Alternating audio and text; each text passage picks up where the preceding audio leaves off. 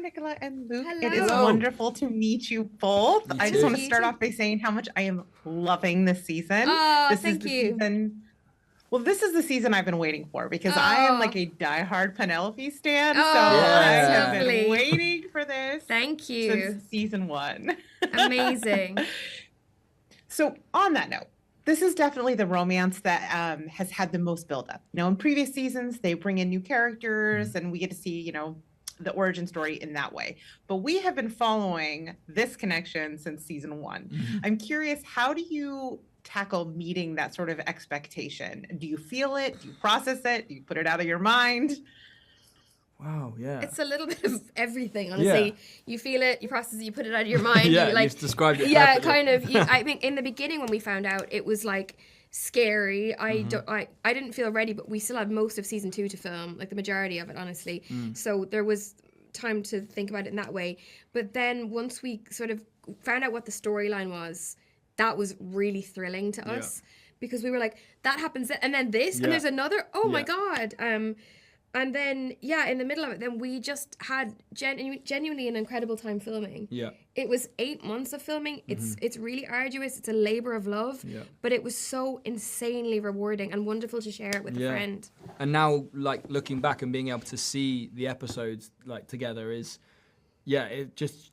Being able to see our full journey sort of play out is a real sort of crazy experience. I amazing. think. Yeah.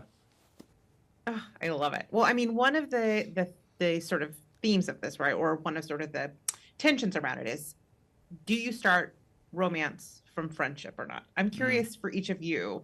Do you think that's a good way to start a relationship, or like once in the friend zone, always in the friend zone? I think it's so difficult, isn't it? And it's something that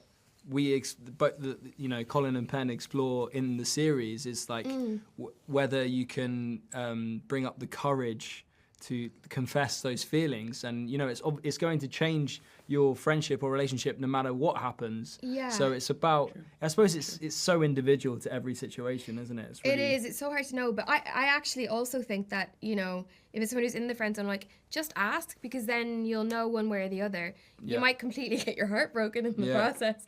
But I think in an ideal world, it's a wonderful thing to be friends first, because you have skipped all of the posturing of the beginning of a relationship when you pretend that you like never go to the bathroom, or that you never have spots and all this stuff. You know, people know all that stuff already. So I think it is like the best foundation for a relationship.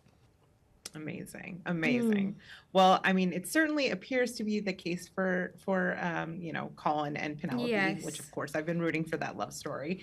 But I also thought this season has been really interesting because we've always kind of gotten to know your characters, but they're kind of two sides of the same coin, where all of Penelope's struggles are like on the surface. She cannot help herself but to show where she's struggling. Whereas Colin is very, very good at performing like everything is fine, but it's all happening internal. Can each of you guys talk a little bit about your characters in terms of that?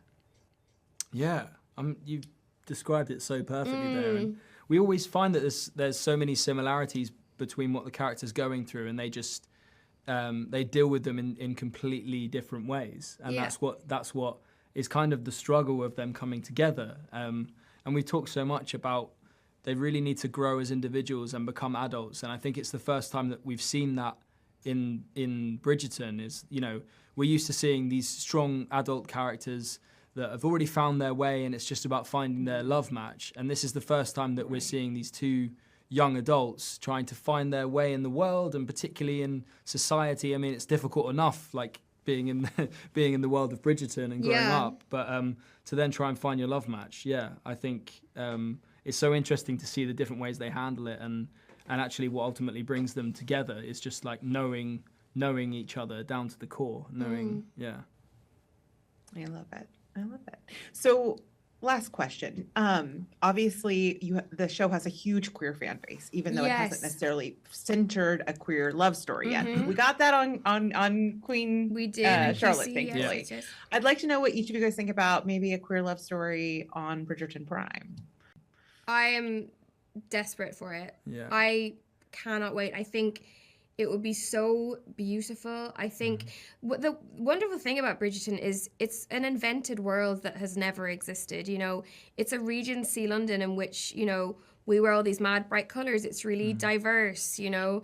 There's like glitter eyeshadow. So I think there is so much space there for a queer love story. And I think all love stories deserve to be celebrated. And I hope that in time we get a leading queer love story in this show. I'm sure it will. I'm sure it will happen. Yeah. Well, where there is glitter eyeshadow, there this will be is gay it. love. That's what you've been saying all week. Yeah. Thank you so much for taking the time to chat with me. This was so much fun, and thank you for another season of incredible television. I cannot wait to see how the rest of it plays out. Thank you so much. Thank you very much. Nice to meet you. Nice to see you. Have a great day. You too. too. Bye.